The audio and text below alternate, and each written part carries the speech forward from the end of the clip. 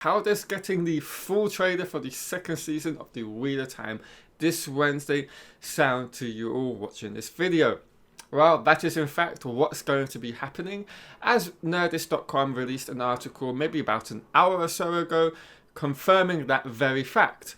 Not only that, we have the times and the schedule for when it will be happening. More on that a little bit later.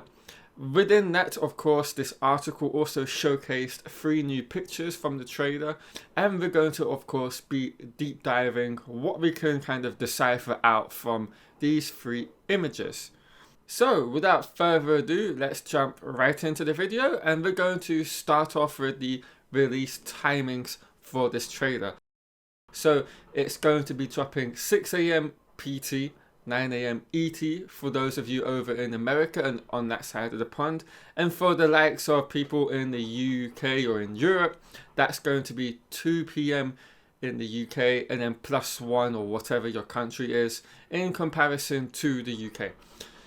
So yeah, there we have it. Moving on from that, what I want to do is now go over the 3 images that we got from this article over on Nerdist.com, and also as well bring in some of the things that they spoke about within this article. So we're going to start off with the only picture which I deem to be of any interest from the 3 released, and that is of course a brand new look at both Egwene and Elaine in a somewhat really interesting sort of environment. One we have not seen yet in the world of the Wheel of Time when it comes to Prime Video's current iteration of it. It's very interesting to me because it's like got this huge amount of foliage, so no doubt they're in a sort of forest. What forest or wilderness they're in, it's very hard to take a grasp on, but it has a different feel from what we've seen thus far in season 1 in any of the trailers, or teaser trailers I should say, in season 2. Not only that, it seems to me like Egwene is the one doing the channeling here. She looks extremely angry in this moment. I feel like the contrasting emotions between Egwene and Elaine very much are showcasing the fact that there's someone they are both have their attention, towards. Whereas Egwene is very angry with what's been taking place here.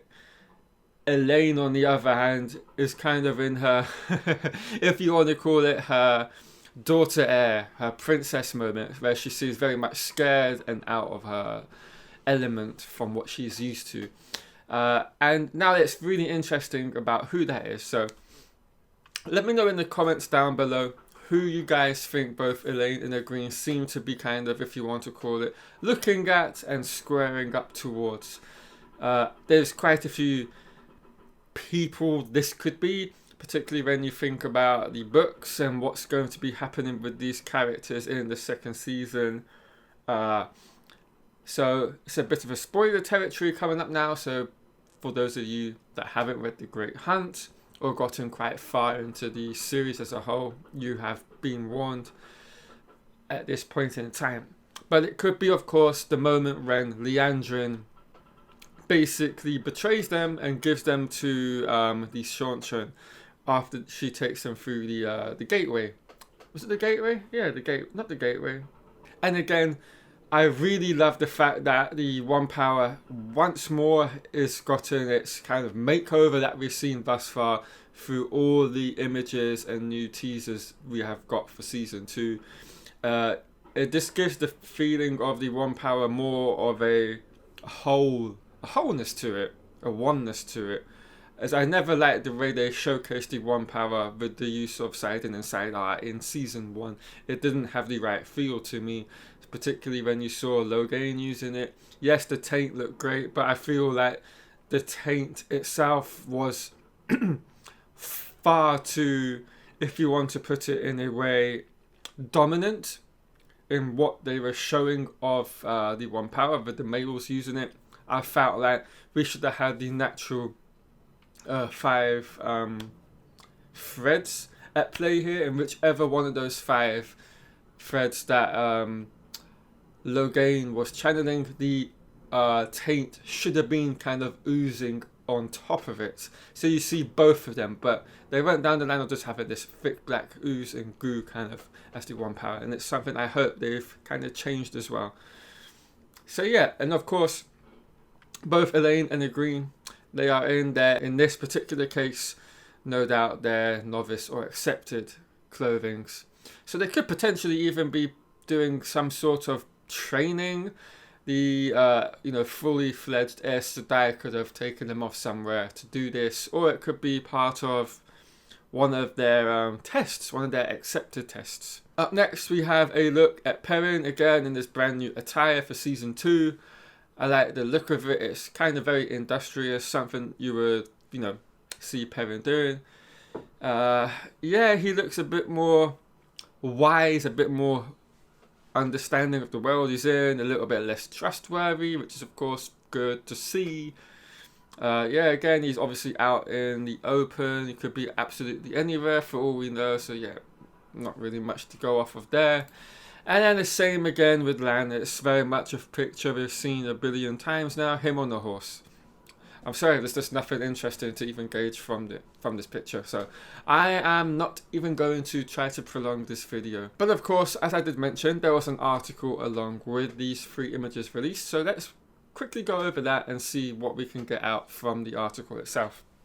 So yeah, like it says, Agreen and Elaine are both wearing white, the traditional colour for novices in the White Tower. That's very true. That's something I forgot to put earlier. Both Agreen and Elaine, a new character for season 2, are learning to become Aes Sedai. The one power flows around Agreen and no one looks happy about it. Stresses of training, actual danger?